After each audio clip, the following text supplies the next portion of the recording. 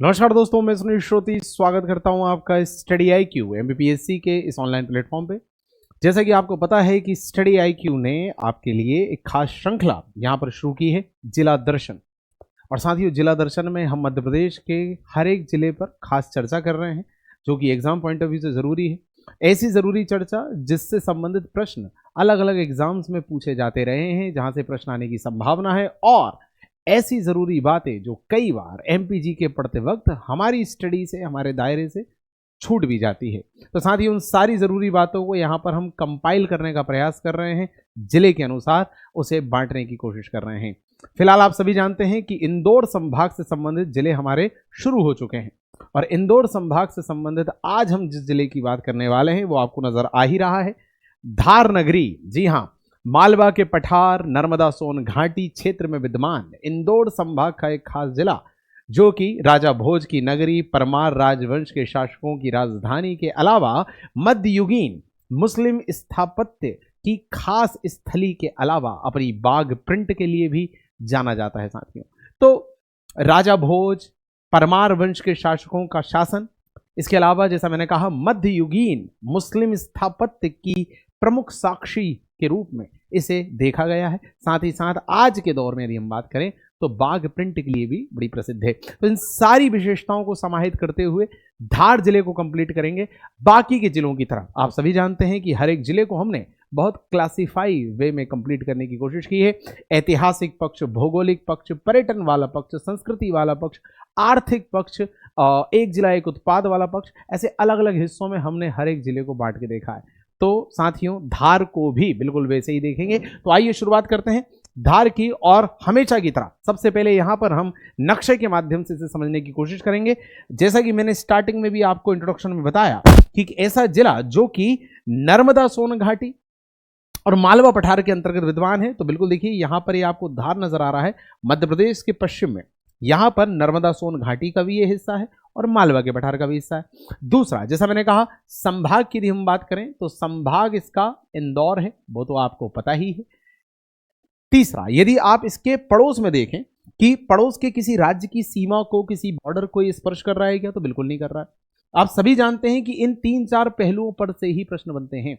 कोई जिला किस संभाग का हिस्सा है, किस पठार या घाटी क्षेत्र में आता है, पड़ोस के किस राज्य को स्पर्श कर रहा है, यहां से प्रश्न बनते हैं। तो धार जो है इंदौर संभाग का पार्ट है, पड़ोसी किसी भी राज्य को स्पर्श नहीं कर रहा, मतलब ये एक अंतर्वर्ती जिला है।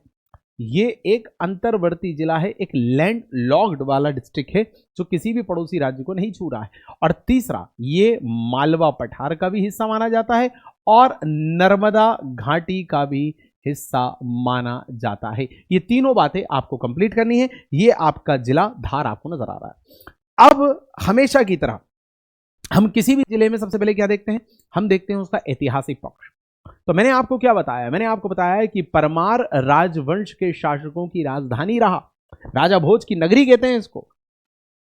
मध्ययुगीन मुस्लिम स्थापत्य के लिए जाना जाता है, जो मध्यकाल में, मेडिवल पीरियड में जो मुस्लिम सत्ताधारियों ने अपनी सल्तनत की, अपनी सत्ता की, अपने एम्पायर की यहां पर स्थापना की थी, उसके लिए भी जाना जाता है। उन्होंने कितना कुछ निर्माण कार्य करवाया, उस सबके लिए जाना जाता है। तो सबको देखेंगे हम ऐतिहासिक पक्ष में। साथियों सबसे पहले यहां पर परमार वंश। देखिए यदि हम परमार वंश की बात करें तो थोड़ा सा इंडियन हिस्ट्री की तरफ जाते हैं। इंडियन हिस्ट्री में हम क्या पढ़ते हैं, इंडियन हिस्ट्री में हम पढ़ते हैं कि गुप्त काल के बाद हिस्ट्री में गुप्तोत्तर पीरियड आता है, पोस्ट गुप्त पीरियड, जहां पर हर्षवर्धन को हम पढ़ते हैं। जो थानेश्वर रीजन है, दिल्ली हरियाणा वाला क्षेत्र, वहां पर पुष्यभूति वंश था जिनके राजा हर्षवर्धन थे। मालवा में देवगुप्त था। बंगाल में गौड़ वंश था जिसका राजा आपका शशांक था। दक्षिण में चालुक्य वंश का पुलकेशिन II था जिसने हर्षवर्धन को साउथ नहीं जाने दिया, नर्मदा नदी के तट पर 2 बार हराया। भास्कर वर्मा थे असम क्षेत्र में। ये कन्नौज क्षेत्र में ग्रह वर्मा थे जिनसे हर्षवर्धन की बहन राजश्री की शादी हुई थी। मतलब गुप्त पीरियड के बाद का जो गुप्तोत्तर पीरियड था, जैसे अपन पोस्ट गुप्त पीरियड कहते हैं, उसमें अलग अलग क्षेत्र में अलग अलग शक्तियां थी, थी कि नहीं थी। जैसा मैंने बताया कि हरियाणा दिल्ली वाले क्षेत्र पर हर्षवर्धन का परिवार था, पुष्यभूति वंश। कन्नौज क्षेत्र में ग्रह वर्मा थे, मोखरी वंश। बंगाल क्षेत्र में गौड़ वंश था, शशांक। देवगुप्त था मालवा क्षेत्र में, चालुक्य वंश का राजा था पुलकेशिन II, ये सब था, ये हम पढ़ते हैं हिस्ट्री में। फिर इसी बटे हुए भारत में, इसी बिखरे हुए क्षेत्र में, इसी डिसइंटीग्रेटेड राजनीतिक व्यवस्था में अलग अलग जगह पर राजपूतों का शासन शुरू होता है। और आप सभी जानते हैं कि जो राजपूत पीरियड हम हिस्ट्री में पढ़ते हैं वो लगभग 400 साल तक चलता है, जिसे दो फेज में हम पढ़ते हैं, फेज फर्स्ट और फेज 2। तो ये जो बटा हुआ भारत था, जहां पर कहीं पर हर्षवर्धन का शासन है, कहीं पर देवगुप्त का है, कहीं पर शशांक का है, कहीं पर पुलकेशिन का है, इन्हीं क्षेत्रों पर जब राजपूत शक्तियों ने शासन शुरू किया तो उसे अपन ने राजपूत पीरियड कहा। और जैसा मैंने कहा कि राजपूत पीरियड को भी दो हिस्सों में बांट के देखा जाता है, फेज 1 और फेज 2। तो जो फेज 1 था, उस फेज 1 में हम पढ़ते हैं कि कुल 3 बड़ी ताकतें थी। नॉर्थ वाले क्षेत्र में थे गुर्जर प्रतिहार, पूर्व मतलब ईस्ट वाले क्षेत्र में थे पाल, और दक्षिण में जो महाराष्ट्र वाला रीजन है वहां पर थे राष्ट्रकूट। मतलब पूरी राजनीतिक व्यवस्था में 3 तरह की शक्तियों को हम देखते हैं first phase of Rajput period में। गुर्जर प्रतिहार उत्तर में, नॉर्थ में, पाल ईस्ट मतलब पूर्व में, बंगाल क्षेत्र में, और दक्षिण महाराष्ट्र क्षेत्र में राष्ट्रकूट।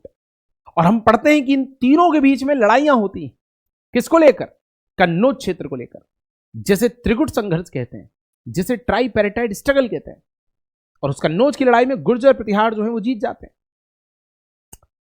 मतलब राजपूत काल का जो पहला फेज है, जिसमें 3 ताकतें थी और इन तीनों के बीच में लड़ाइयां हुई थी, उनमें सबसे ताकतवर शक्ति जो है वो गुर्जर प्रतिहार थे, ये हम पढ़ते हैं। उन्हीं गुर्जर प्रतिहारों के यहां कई जगह मेंशन है कि गुर्जर प्रतिहारों क्या, पर करेक्ट है राष्ट्रकूटों के। देखिए, नॉर्थ में गुर्जर प्रतिहार थे, ईस्ट में पाल थे, और दक्षिण में मतलब महाराष्ट्र क्षेत्र में कौन थे? राष्ट्रकूट। तो साथ ही में जो पाल वंश के राजा हैं ये राष्ट्रकूटों के यहां सामंत थे। सामंत मतलब उनके फ्यूडल्स थे, उनके लोकल एडमिनिस्ट्रेशन को देखते थे, उनके लिए सेना मिलिट्री तैयार करते थे, उनके लिए रेवेन्यू वगैरह कलेक्ट करते थे, ये काम करते थे राजपूतों के लिए।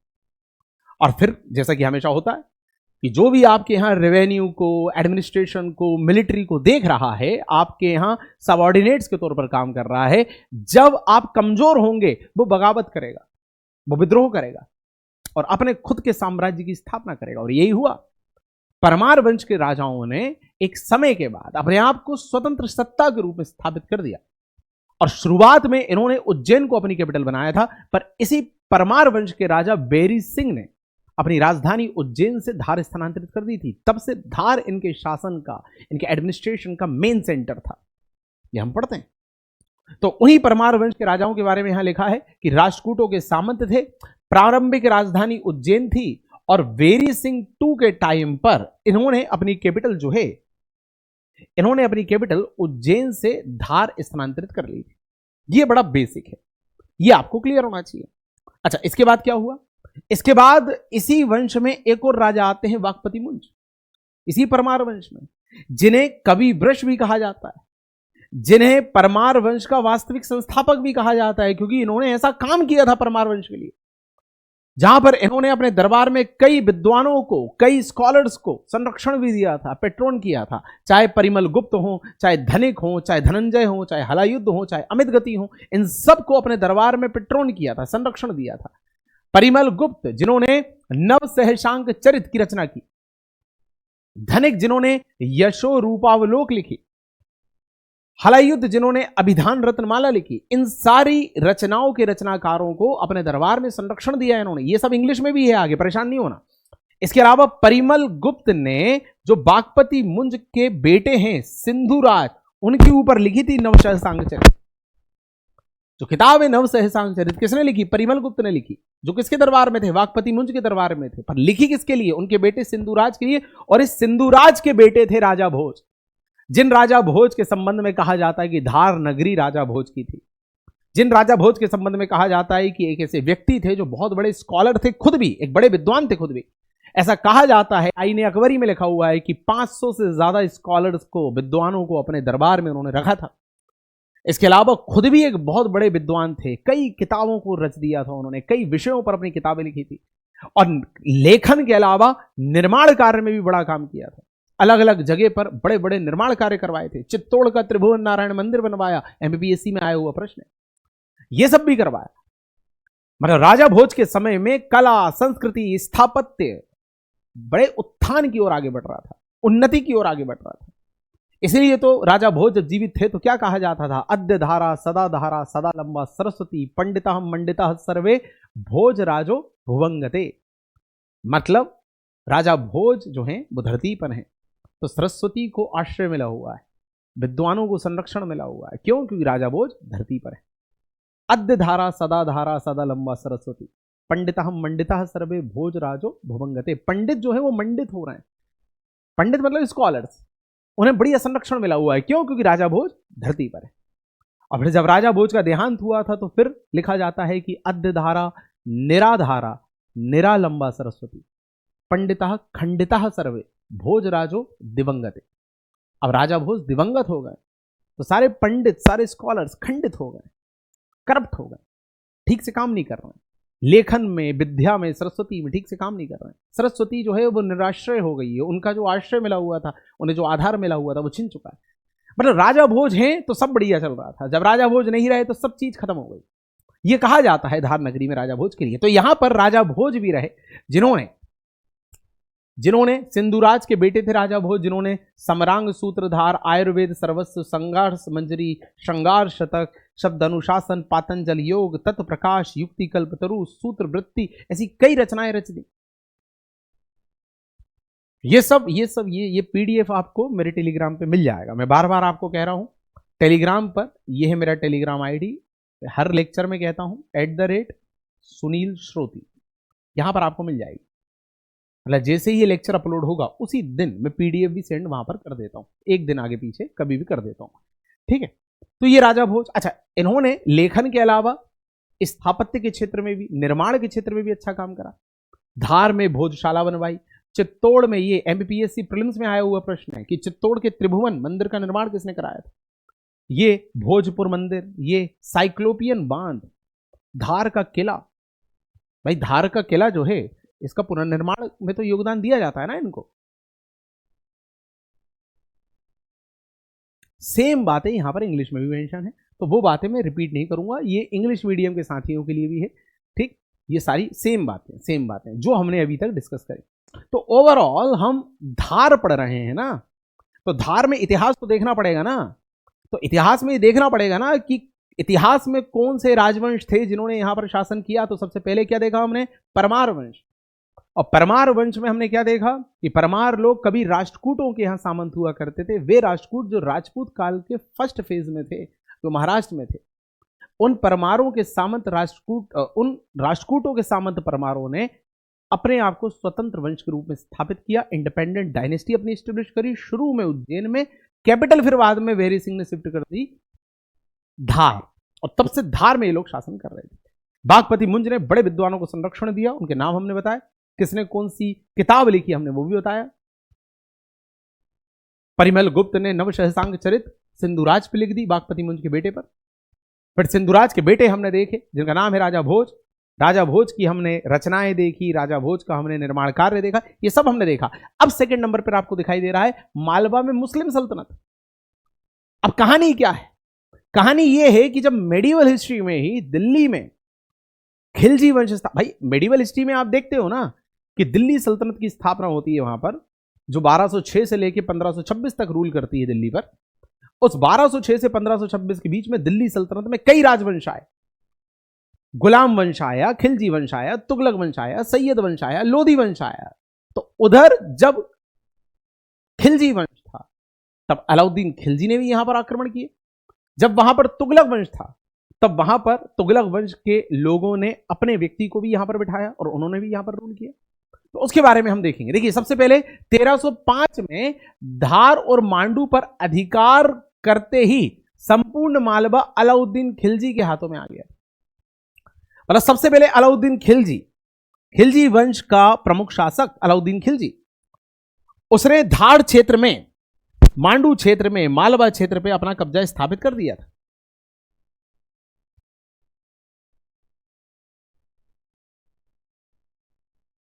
ये हुआ, भाई मेडिवल हिस्ट्री में पढ़ते हैं ना आप, 1206 से 1290 तक गुलाम वंश, 1290 से 1320 तक खिलजी वंश।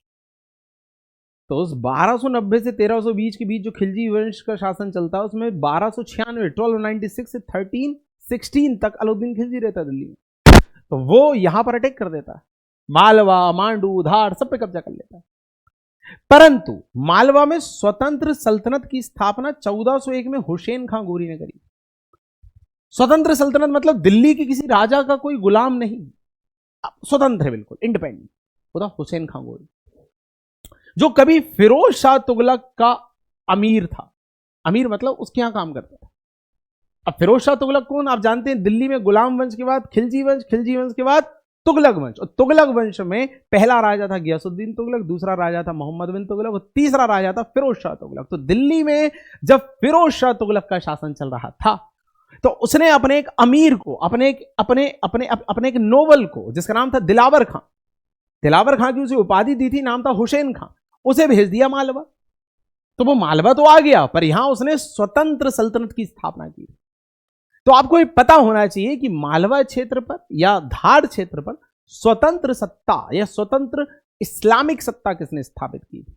तो स्वतंत्र इस्लामिक सत्ता स्थापित की थी हुसैन खां गोरी ने, जिसको उपाधि दी गई थी दिलावर खां, जो फिरोज शाह तुगलक का अमीर था। तो यहां पर फिर मालवा रीजन में गौरी वंश आया सबसे पहले मुसलमानों के शासन में, जिसमें यह व्यक्ति है दिलावर खां।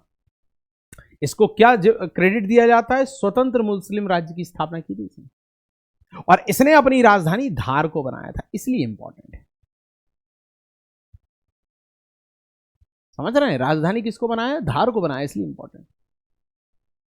और मालवा में मध्ययुगीन मुस्लिम कला का संस्थापक कहा जाता है। इसको कहा जाता है कि मालवा में इसने मध्ययुगीन मुस्लिम कला की, मैंने इंट्रोडक्शन में यही बोला था, क्योंकि मध्य युग में मतलब मेडिवल फेज में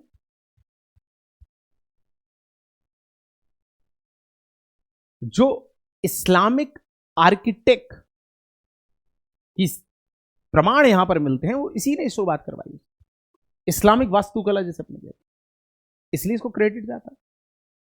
फिर इसके बाद इसका बेटा अलब खान ने शादियाबाद को में मांडू का निर्माण करवाया। अब इसी का बेटा था अलब खां होशंग शाह गोरी। होशंग शाह गोरी वही व्यक्ति जिसने कई सारे काम करे। सबसे पहले तो अपनी राजधानी धार से शादियाबाद मतलब मांडू ट्रांसफर करी, धार से मांडू ले गया।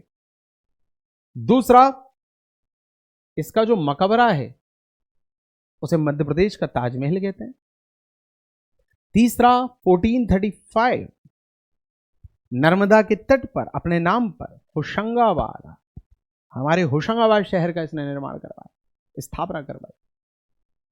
स्वाभाविक सी बात है वो अब नर्मदापुरम के नाम से जाना जाता है, पर उस होशंगाबाद को इस होशंग शाह के नाम पर जाना जाता है। फिर उसके बाद इसने चित्तौड़ विजय के उपलक्ष्य में विजय स्तंभ भी बनवाया। अब चित्तौड़ के राजा का यह कहना है कि हम जीते हैं होशंग शाह से, इनका कहना है कि हम जीते थे, तो उन्होंने अपना विजय स्तंभ बनवाया, इन्होंने अपना विजय स्तंभ बनवाया। और ये मालवा का पहला शासक माना जाता है होशंग शाह गोरी, मतलब अलब खां मतलब दिलावर खां का बेटा, जिसने शुद्ध सोने, चांदी और तांबे के सिक्के चलवाए। शुद्ध सोने के, चांदी के और तांबे के सिक्के सबसे पहली बार, यह आपको पता होना चाहिए। अपन बिल्कुल सीक्वेंस में पढ़ रहे हैं चीजों को, हम चीजों को बिल्कुल सीक्वेंस में पढ़ रहे हैं। हम देख रहे हैं कि सबसे पहले परमार वंश के सारे राजा, फिर मेडिवल फेज में हम देख रहे हैं कि अलाउद्दीन खिलजी, मेडिवल फेज में हम देख रहे हैं अलाउद्दीन खिलजी अटैक करता है मालवा क्षेत्र पर। फिर हम मेडिवल फेज में देख रहे हैं कि फिरोज शाह तुगलक अपने एक दीवान को भेजता है दिलावर खां, फिर वो दिलावर खां जो है यहां स्वतंत्र मुस्लिम सत्ता की स्थापना करता है और कैपिटल धार को बनाता है। ये दिलावर खां केवल स्वतंत्र मुस्लिम सत्ता की स्थापना नहीं करता है, बल्कि मुस्लिम स्थापत्य की भी शुरुआत करवाता है धार में, मुस्लिम आर्किटेक्ट को भी शुरू करता है, एक नई आर्किटेक्चरल स्टाइल को लेकर आता है। और इसी का बेटा अलब खां होशंग शाह गोरी, इसका मकबरा मध्य प्रदेश का ताजमहल, ठीक, इसने होशंग शाह अपने नाम पर होशंगाबाद बसाया। शुद्ध सोने, चांदी, तांबे के सिक्के चलाने वाला पहला राजा। विजय स्तंभ भी बनवाया इसने। अब देखो इस्लामिक शासन शुरू हो गया है, मेडिवल फेज शुरू हो गया है, तो पहला गौरी। तो कई बार ये भी प्रश्न आएगा कि भाई मध्य प्रदेश या मालवा या धार में सबसे पहले जो इस्लामिक सत्ता स्थापित हुई वो ठीक है दिलावर खां ने करी, पर कौन सा वंश? गौरी वंश। अब दूसरे नंबर का जो वंश आया वो खिलजी राजवंश आया। यहीं पर खिलजी राजवंश का संस्थापक महमूद खिलजी फर्स्ट था। होशंग शाह ने कभी इसे रेवान की टाइटल भी दी थी। ये वही व्यक्ति है जिसने मार्डू में सतखंडी मीनार बनवाई थी। ये वही व्यक्ति है जिसने चंदेरी में कुशक महल भी बनवाया था। ये सब इंग्लिश में भी है आगे। फिर एक महमूद शाह खिलजी 2 आया, ये महमूद खिलजी फर्स्ट। अब महमूद खिलजी जब 2 आया मालवा क्षेत्र में, तो जो पड़ोस का गुजरात है वहां के राजा बहादुर शाह ने अटैक कर दिया मालवा पर। गुजरात शासक बहादुर शाह ने आक्रमण कर दिया और मालवा को कब्जे में ले लिया 1531। फिर क्या होता है? फिर होता यह है कि मालवा पर गुजरात के शासक बहादुर शाह का शासन शुरू हो जाता है। ओके, अब क्या करें? अब यह होगा, आप सभी जानते हैं कि वो जो बहादुर शाह था गुजरात का शासक, उसके पीछे हुमायूं पड़ गया था। हुमायूं ने उसको भगाया था मांडू मालवा ये पूरे क्षेत्र से, उसके गुजरात तक भगाया था और उसके गुजरात के भी कुछ क्षेत्रों पर कब्जा कर लिया था हुमायूं ने। तो फिर मालवा मांडू क्षेत्र किसके पास आ जाएगा? हुमायूं के पास। तो हुमायूं ने अपने एक सूबेदार कादिर शाह को यहां बिठा दिया। देखते जाइए जर्नी पूरी।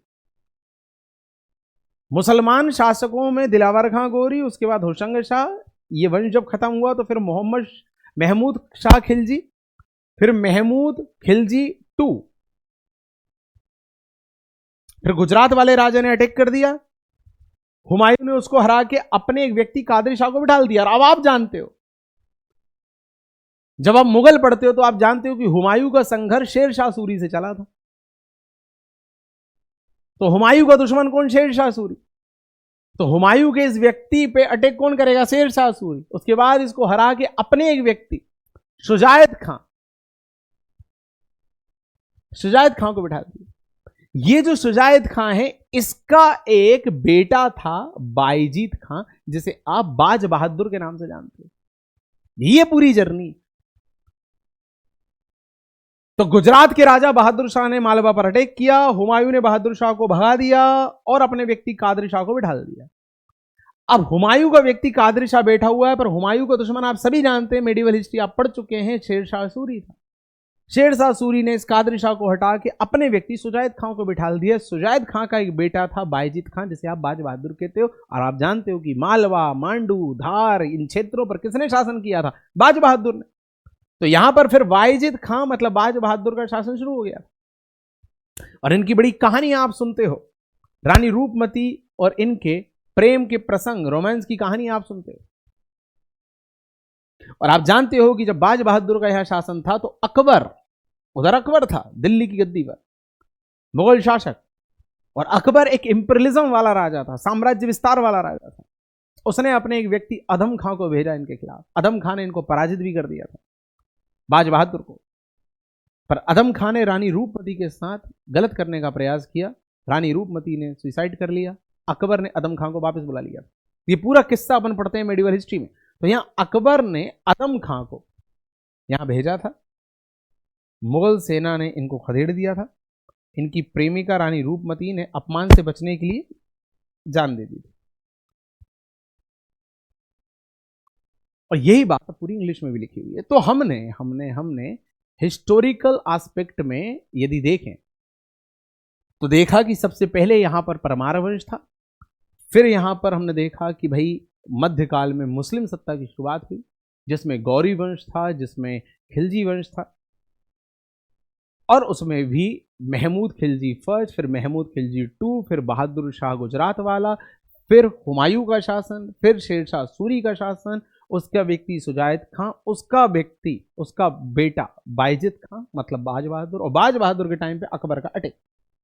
ये पूरी कहानी। फिर अकबर अपने एक व्यक्ति को यहां पर बिठा देता है मालवा में, जिसका नाम था अब्दुल्ला खां उजबेग। ये आप जानते हैं। बाद में उस अब्दुल्ला खां उजबेग ने भी अकबर के खिलाफ विद्रोह कर दिया था। वो बात की बात है, वो मेन हिस्ट्री में अपन देखते हैं, मेडिवल हिस्ट्री। तो ये पूरा हिस्टोरिकल बैकग्राउंड है मांडू से संबंधित, धार से संबंधित। भौगोलिक स्थिति पे हम चर्चा कर चुके हैं कि पड़ोसी किसी भी राज्य को ये नहीं छूते हैं। संभाग इनका इंदौर है, पठार इनका मालवा का पठार है और नर्मदा सोन घाटी है। यहां पर एक जलप्रपात भी है काकरा खोह, और नदी यहां पर मान नदी, मान नदी यहां विद्यमान प्रसिद्ध। और मान नदी पर ही एक परियोजना, एक प्रोजेक्ट है मान प्रोजेक्ट, जो 5 अक्टूबर 2006 से शुरू हुआ है, जो माही, जोबट, चंद्रशेखर आजाद, बदनावर, ये वाले क्षेत्र, ये वाली नदियों को कवर कर रहा है। यहीं पर एक डायनासोर जीवाश्म राष्ट्रीय उद्यान भी है, धार में जोबट और बाघ नदी के तट पर है, 2010 में स्थापित हुआ था। यहां पर एक अभ्यारण्य सरदारपुर भी है और एक प्रस्तावित अभ्यारण्य जमुना देवी। तो इनमें से कुछ भी आएगा कि भाई जमुना देवी, सरदारपुर, ये आपका डायनासोर जीवाश्म का राष्ट्रीय उद्यान, डायनासोर फॉसिल्स वाला नेशनल पार्क एकमात्र धार में, ये सब आपको पता होना चाहिए। अब यहां पर ऑब्वियसली धार क्षेत्र है, मांडू क्षेत्र है, तो सांस्कृतिक पक्ष में, कल्चरल एस्पेक्ट में मांडू उत्सव यहां पर होता है फरवरी के माह में, ये उसका चित्र भी मेंशन। अब यहां पर मैंने क्या किया है कि एक लिस्ट में अलग अलग, जैसा हमने कि स्टार्टिंग में इंट्रोडक्शन में भी आपको बताया था, अभी बीच में पढ़ाते हुए भी बताया कि भाई मुस्लिम स्थापत्य कला की शुरुआत यहां पर हुई है, दिलावर खां गोरी उसका संस्थापक। तो इस्लामिक आर्किटेक्चर में यहां आप देखें कि मालवा में क्या क्या इंपॉर्टेंट है यहां पर, तो आपको पता होना चाहिए कि कमाल मौला मस्जिद और लाट मस्जिद धार में है, दिलावर खां की मस्जिद और मालिक मुगीज की मस्जिद ये मांडू में है, शादियाबाद या मांडू होशंग शाह ने इसका निर्माण कराया, उत्तरी द्वार दिल्ली दरवाजा कहलाता है। भाई शादियाबाद या मांडू को ही तो उसने अपनी कैपिटल बनाया था ना, अपनी कैपिटल उस व्यक्ति ने धार से शादियाबाद स्थानांतरित कर दी थी ना। यहां पर जामी मस्जिद निर्माण होशंग शाह के समय शुरू हुआ, महमूद खिलजी ने करवाया, यह भी आपको क्लियर होना चाहिए दोस्तों। ये सब पॉइंट आपको स्पष्ट होने चाहिए। इसके अलावा हिंडोला महल, जहाज महल, दरबार महल, या अशरफी महल। अब जो महल है होशंग शाह के समय शुरू हुआ और महमूद खिलजी के टाइम पे निर्माण पूरा हुआ। हिंडोला महल, जहाज महल, दरबार हॉल, इनका निर्माण भी होशंग शाह के काल में शुरू हुआ और महमूद खिलजी के टाइम पे पूरा हुआ। ये आपको बातें क्लियर होनी चाहिए। मांडू का किला भी है, मांडू के किले में कुल 12 गेट हैं, 12 दरवाजे हैं। यहाँ जामा मस्जिद, होशंग शाह का मकबरा, अशरफी महल, हिंडोला महल, रूपमती महल, तबेली महल, बाज बहादुर का महल, जहाज महल, ये सब है यहाँ पर। यहीं पर धार का किला भी है। धार के किले का निर्माण तो राजा भोज ने करवाया था। किस नाम से करवाया था? लीलोद्यान गिरी के नाम से करवाया था। परंतु इसका पुनर्निर्माण करवाया था मोहम्मद बिन तुगलक ने, जब मोहम्मद बिन तुगलक अपने दक्षिण अभियान की ओर जा रहा था। यहीं पर धार के किले में ही पेशवा बाजीराव का जन्म भी हुआ था। यहीं पर खरबूजा महल भी है दोस्तों, 56 महल भी है, शादियाबाद, मांडवगढ़, मांडू, सब यहीं पर है। ये पूरी लिस्ट मैं आपके लिए लेके इसमें आया हूं। ये पूरी फाइल आपको मेरे टेलीग्राम पे मिलेगी दोस्तों, ठीक है। टेलीग्राम @सुनील श्रोती पे जुड़े आप। मांडू के बारे में यदि देखें तो देखिए कितनी जरूरी बातें लिखी हुई हैं कि भाई इतिहास और अजीब तथ्यों के रहस्य होने के कारण इसे परित्यक्त शहर कहा जाता है। यहां पर क्या है कि बहुत ज्यादा रहस्यात्मक चीजें मेंशन है, ठीक है, इसलिए इसे परित्यक्त शहर भी कहते हैं। अच्छा, यहां पर मांडवगढ़ को ही मांडू कहा जाता है जो यहां पर है, ठीक है। यहां पर आप देख चुके हैं परमार राजाओं की राजधानी भी रही है, ठीक। यहां कालका मंदिर का निर्माण भी करवाया गया था परमार राजाओं के द्वारा। ये सब आपको पता होना चाहिए। आगे बढ़े। मांडू को बाज बहादुर रूपमती की प्रणय गाथा के लिए भी जाना जाता है, उनकी लव स्टोरी के लिए भी। मांडू को सिटी ऑफ जॉय भी कहा जाता है, आनंद की नगरी। और अबुल फजल जो थे उसने तो मांडू को पारस पत्थर की सौगात भी कहा था। तो ये सब वन लाइनर जो हैं आपके लिए शानदार मददगार होंगे। ये सारे चित्र हैं, चाहे जहाज महल हो, हिंडोला महल हो, उन सब के यहाँ पर डले हुए हैं। ये देखिए होशंग शाह का मकबरा सफेद संगमरमर से निर्मित है, ठीक है। और मध्य प्रदेश का इसे ताजमहल आप कह रहे हो, ठीक। इसके अलावा पीछे भी हम देख चुके हैं शॉर्ट में, यहां देखिए फिर से आ गया है कि इसी मांडू में 12 दरवाजे हैं, जिसमें तारपोल, जहांगीर दिल्ली दरवाजा, भंगी दरवाजा, ये सब हैं। यहीं पर जहाज महल है, हिंडोला महल है, रानी रूपमती महल है, लोहानी गुफा है, अशरफी महल है, दाई का महल है, बाज बहादुर का महल है, हिंडोला महल। अच्छा, हिंडोला महल को ही घुमाऊ महल भी कहा जाता है। ये सारे वन लाइनर जो है आपको याद करने में एक जगह मिलेंगे, मदद मिलेगी। बाकी एक जिला एक उत्पाद, आप सभी जानते हैं कि मध्य प्रदेश के हर एक जिले के किसी खास उत्पाद को जिले के साथ जोड़कर प्रमोट किया जाता है एक जिला एक उत्पाद के अंतर्गत। तो मध्य प्रदेश के धार में जो बाघ प्रिंट है, ये होता है बाघ प्रिंट। इस तरह का प्रिंट होता है, उसे यहाँ के एक जिला एक उत्पाद के रूप में प्रमोट किया जा रहा है। बाकी यदि हम प्रसिद्ध व्यक्तित्व की बात करें दोस्तों, तो डी देवलालीकर साहब जो हैं, दत्तात्रेय दामोदर देवलालीकर, जो एक प्रसिद्ध चित्रकार रहे, इन्हें मध्य प्रदेश की चित्रकला का पितृ पुरुष भी कहा जाता है। मध्य प्रदेश की चित्रकला का पितृ पुरुष। इनका जन्म धार के ही निकट बिड़वाल नाम के स्थान पर हुआ। तो पूछा जाएगा कि भाई डी देवलालीकर का संबंध कहां से है, तो धार से है। डी देव किसे मध्य प्रदेश की चित्रकला का पितृ पुरुष कहा जाता है? डी देवलालीकर को कहा जाता है। इसके अलावा एक प्रसिद्ध नाम कुशाभाऊ ठाकरे जी का है, जिन्हें भाजपा का पितृ पुरुष कहा जाता है। एक राजनीतिज्ञ रहे हैं, इनका संबंध भी धार से, उनका फोटो लगा हुआ है। तो कुशाभाऊ ठाकरे की जन्मस्थली भी धार है। बाकी कुछ अन्य तथ्य हैं, कुछ अदर फैक्ट हैं, जैसे मध्य प्रदेश का पहला पवन ऊर्जा फार्म की हम बात करें तो वो धार के खेड़ा गांव में लगाया गया। पीतमपुर जो है वो धार में ही है। यहां पर मध्य प्रदेश सरकार, केंद्र सरकार ने बड़े औद्योगिक केंद्र, इंडस्ट्रियल यूनिट, यहां पर इंडस्ट्रियल प्लांट अपने स्टेब्लिश किए हैं। पूछा जाएगा पीतमपुर कहां पर है, तो पीतमपुर धार के अंतर्गत आता है। ठीक, इसके अलावा फार्मा कॉम्प्लेक्स भी यहां पर है। देवी सिंह दही दरबार बैडमिंटन हॉल भी यहीं पर है। कुशाभाऊ ठाकरे राष्ट्रीय खेल संस्थान भी यहीं पर है, कुशाभाऊ ठाकरे के नाम पर। ठीक है, तो आपसे पूछा जाएगा कि पीतमपुर जो एक इंडस्ट्रियल एरिया है वो किस जिले के अंतर्गत आता है। इसके अलावा दोस्तों यहां पर आपको पता होना चाहिए, आप पीछे भी देख चुके हैं कि लोकसभा में मध्य प्रदेश जो है वहां एसटी के लिए 6 सीटें रिजर्व हैं। उन 6 सीटों में शहडोल, मंडला के, ये देखिए धार भी, झाबुआ, रतलाम, खरगोन और बैतूल, ये 6 जिले ऐसे हैं, ये 6 सीट ऐसी हैं मध्य प्रदेश में जहां पर लोकसभा चुनाव की सीट एसटी के लिए आरक्षित है। उनमें से एक धार भी, ये भी आपको क्लियर होना चाहिए। इसके अलावा यदि हम सर्वाधिक अनुसूचित जनजाति जनसंख्या की बात करें, सर्वाधिक अनुसूचित जनजाति जनसंख्या मतलब सबसे ज्यादा एसटी कैटेगरी के लोग, वो भी धार में है साथियों। यहां पर बाघ प्रिंट तो है ही, उसे भौगोलिक संकेतक जीआई टैग दिए जाने की बात हो रही है। ठीक, पोषण आहार का संयंत्र, न्यूट्रिशनल प्लांट जो होता है वो भी धार में है।